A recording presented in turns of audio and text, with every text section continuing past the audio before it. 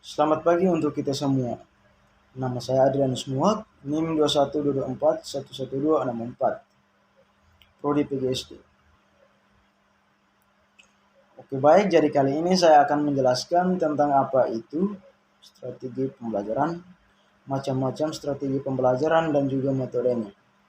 Jadi untuk memahami apa itu strategi pembelajaran dan contohnya dalam dunia pendidikan di Indonesia.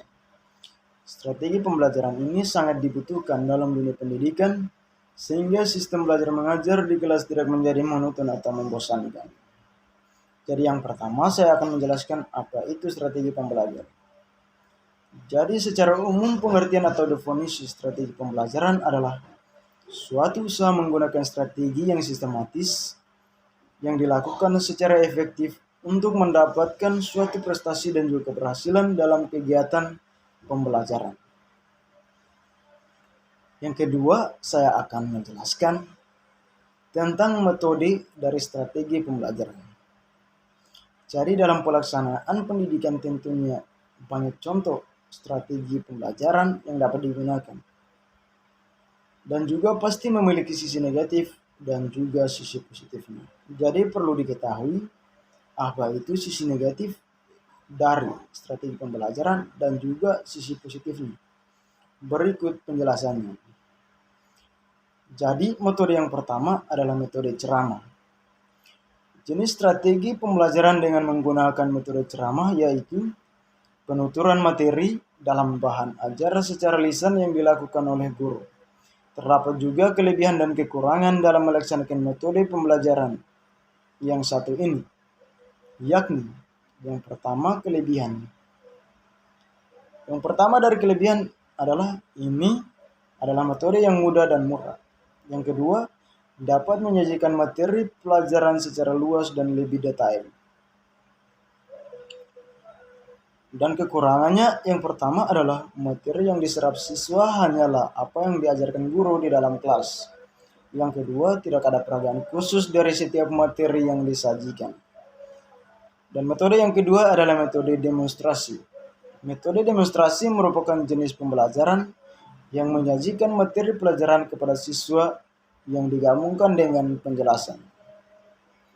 Kelebihan dari metode demonstrasi adalah yang pertama, siswa tidak akan ketinggalan pemahaman karena penjelasan disertai dengan latihan.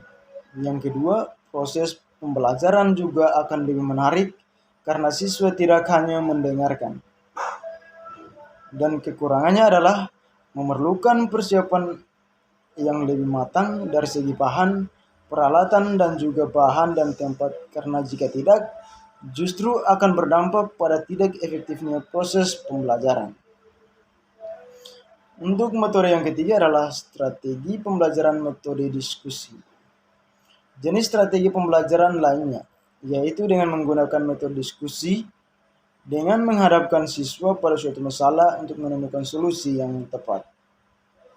Kelebihannya yang pertama, dapat merangsang siswa untuk berpikir lebih kreatif. Yang kedua, dapat melatih siswa dalam mengungkapkan pendapatnya. Dan kekurangannya adalah yang pertama, kegiatan diskusi seringkali hanya dikuasai oleh orang-orang tertentu. Yang kedua, dapat mengaburkan kesimpulan dalam suatu pelajaran karena topiknya bisa lebih luas. Metode yang keempat adalah metode simulasi. Sedangkan metode simulasi dalam strategi pembelajaran yaitu dengan menghadirkan situasi tiruan agar setiap siswa dapat lebih mudah memahami konsep dan juga materi yang disampaikan. Dan untuk kelebihannya yang pertama adalah dapat menjadi bekal bagi siswa dalam menghadapi suatu keadaan yang sebenarnya. Yang kedua, dapat mengembangkan sisi kreatif seorang siswa saat melakukan proses pembelajaran. Dan untuk kekurangannya, ada beberapa faktor psikologi siswa, misalnya rasa malu ketika sedang melakukan simulasi tersebut.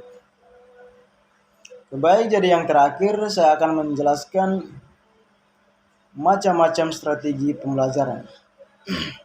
Jadi, agar kegiatan dapat berjalan dengan baik atau optimal, pendidik atau juga guru dapat menerapkan berbagai macam strategi pembelajaran.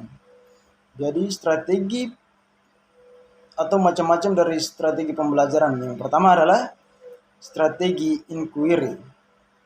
Strategi inquiry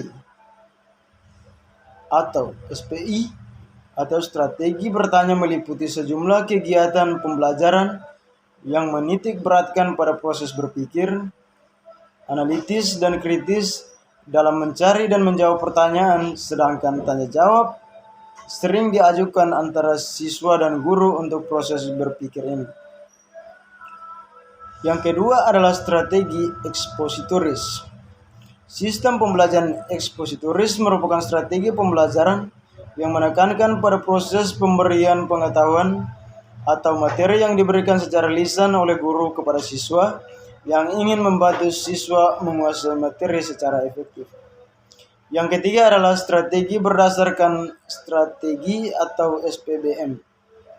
Pembelajaran SPBM merupakan strategi pembelajaran yang memadukan beberapa kegiatan pembelajaran yang menonjolkan proses pemecahan masalah ilmiah.